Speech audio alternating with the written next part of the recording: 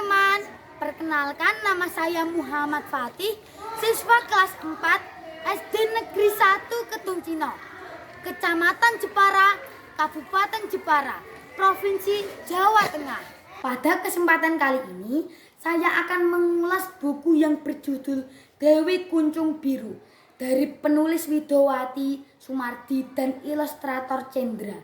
Diterbitkan pada tahun 2021 oleh Badan Pengembangan dan Pembinaan Bahasa Kemendikbudristek Jakarta Timur. Buah kerajaan yang besar, hiduplah seorang raja yang bernama Prabu Swarnalaya bersama permaisurinya yang sangat cantik, yaitu Ratu Purbamana. Mereka dari kerajaan Kuta Tangguhan. Suatu hari Prabu Swarnalaya melamun dan ditanya oleh permaisurinya. Beliau berkata bahwa beliau sangat sedih karena sudah 10 tahun menikah tetapi tidak dikaruniai dengan seorang anak. Sehingga keesokan harinya mereka memanggil kerabat dan ahli nujum kerajaan. Ahli nujum mengatakan bahwa Prabu melanggar pantangan berburu rusa di Gunung Mas. Setiap rusa yang tewas merupakan simbol hilangnya keturunan Prabu. Sehingga untuk menebusnya, Prabu Swarnalaya harus bersemedi di gua kecil letaknya di kaki bukit di bawah pohon besar.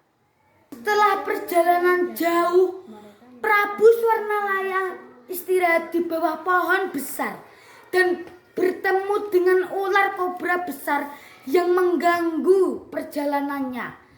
Dengan secepat kilat, Prabu Swarnalaya menghunus kobra dengan kujangnya. Setelah sang ular kobra tewas, beliau mendapatkan kujang emas dan diberi nasihat agar menggunakan kujang emas tersebut saat mengalami kesulitan. Menjelang malam, sampailah Prabu Swarnalaya sampai di Gunung Emas. Pada hari pertama dan kedua, beliau tidak mengalami gangguan yang berarti. Pada hari ketiga dan keempat, beliau mendengar suara anak menangis lalu menghilang. Hari kelima, Prabu Swarnalaya mengalami kedinginan yang merasuk ke sekujur tubuhnya sehingga membuatnya menggigil. Hari keenam, beliau bertemu dengan harimau besar. Lalu ditusuknya dengan kujang emas dan menghilang. Hari ketujuh, beliau bertemu dengan ayahandanya yang telah lama meninggal. Ayahandanya akan mengabulkan permintaan dari Prabu Swarnalaya. Kemudian beliau pun pulang dari semedi kerajaan. Setelah berhari-hari, Prabu Swarnalaya dan permaisurinya menjalani hari-hari seperti biasa dengan sangat baik. Kemudian permaisurinya hamil selama 9 bulan dan lahirlah seorang putri yang diberi nama Nyimas Ratu Dewi Rukmini Kencana Wungu. Karena kegemarannya mengenakan baju dan pita rambut berwarna biru, ia dijuluki Dewi Kuncung Biru oleh teman-temannya. Sang putri tumbuh menjadi gadis yang memiliki kemauan keras, tamak, dan iri hati.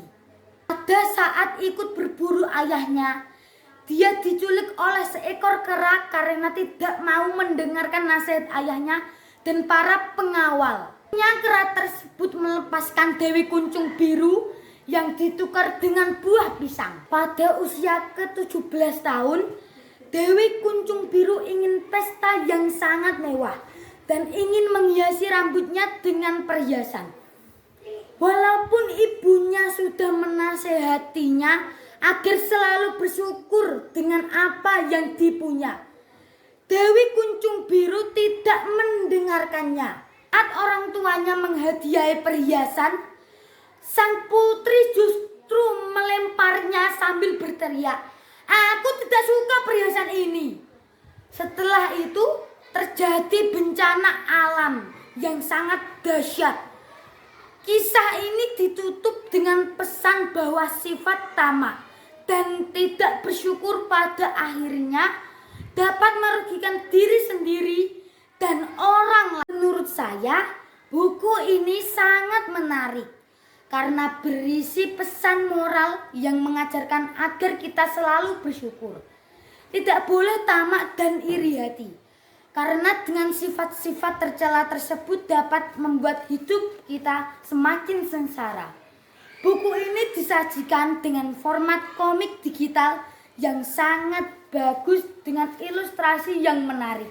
Buku komik Dewi Kuncung Biru sangat direkomendasikan untuk kalian teman-teman semua siswa SD di seluruh Nusantara. Karena cerita ini dan gambarnya menarik serta tidak membosankan. Isi ceritanya mengajarkan agar kita selalu bersyukur, rendah hati dan tidak tamak. Yuk semua baca ya. Demikian ulasan buku cerita dari saya. Terima kasih.